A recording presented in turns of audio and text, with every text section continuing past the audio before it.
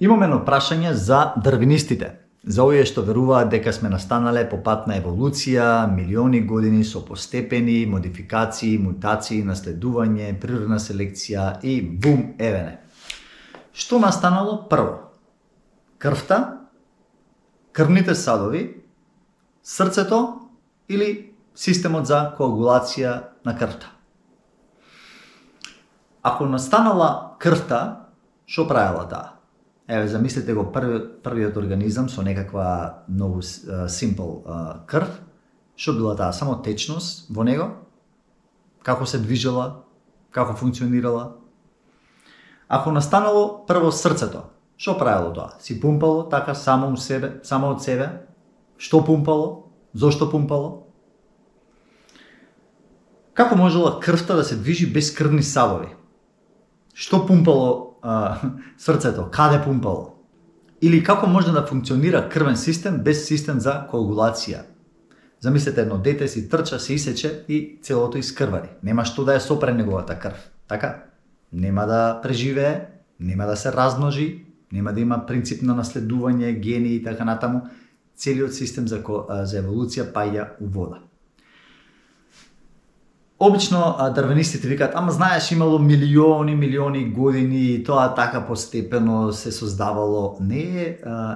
Времето не е решение. Да, признавам дека милионите години го растегнуваат проблемот, го прават магловит, бидејќи не може да смислите вие милиони години, го прават магловито и во таа магловитост се протнува пропагандата за еволуцијата. Но времето не е тука единствениот проблем. Проблемот е таа, во науката се вика нередуцирачка комплексност. На англиски е тоа irreducible complexity. Ако гуглате. Што е нередуцирачка комплексност?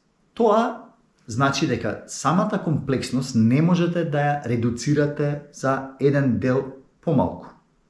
Бидејќи за да се случи хипотетичката еволуција, вас ви треба постепени промени, значи промена за промена за промена, делче за делче за делче, секој делче да има смисла, сврха, функционалност и да се усовршува нели со случајни слепи мутации и да достигне до некаков комплексен орган. Во случајов тоа не е можно, не само во овој случај, во нашето тело има стотици, илјадници на микро ниво нередуцирачки комплексни системи, за кои што студентите по медицина учат и со 10 години за да научат нивната цел, смисла, функционалност, проблеми, болести за нивен. Значи, ова беше само еден пример. Ако го немате срцето, џабе имате се друго. Ако ја немате коагулацијата на крвта, џабе имате се друго. Ако немате крвни садови, џабе имате срце, џабе имате крв, џабе имате коагулација, немате патишта како да се движи таа крв да дојде до клетките. И не се само овие 4 во комплексноста на крвниот систем. Например, што ќе прави крвта ако нема бели дробови? Како ќе се снабдува со кислород? А знаеме дека тоа е една од главните функционалности на крвта, да ги снабдува сите наши клетки со кислород. За да биде проблемот уште посложен, секој од овие органи е засебно нередуцирачки комплексен. Например, крвта не е само црвени крвни клетки. Тука имате и бели крвни клетки за имунитет, за заштита од вируси, бактерии и други патогени, микроорганизми.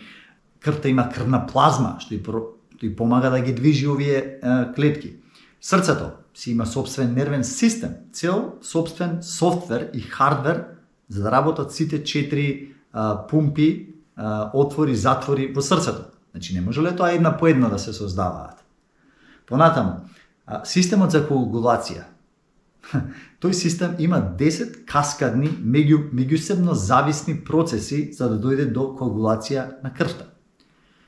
Замислете да се пресечете тука, а ви коагулира крвта тука. Или замислете ви коагулира крвта сама од себе.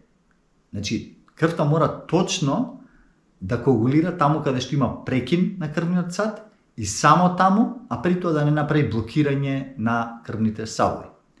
Како што кажа, постојат многу ензими, коензими кои што делуваат да коагулацијата се случи. Тоа е еден комплексен процес. Самиот по себе е комплексен и зависи од 10 каскадни процеси. Каскадни значи еден после друг.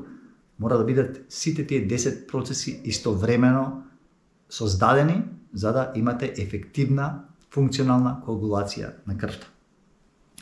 Има многу вакви примери во човековото тело, на макро и на микро ниво. Има вакви примери дури и кај бактериите.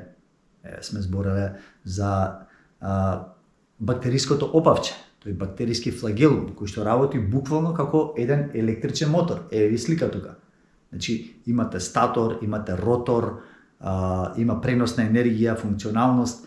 Значи, ова не можело да настане туку така со мали последователни мутации, бидејќи се потребни сите органи, сите делови од тој систем за да тоа бактериско опавче работи, така, за да може таа бактерија да се движи.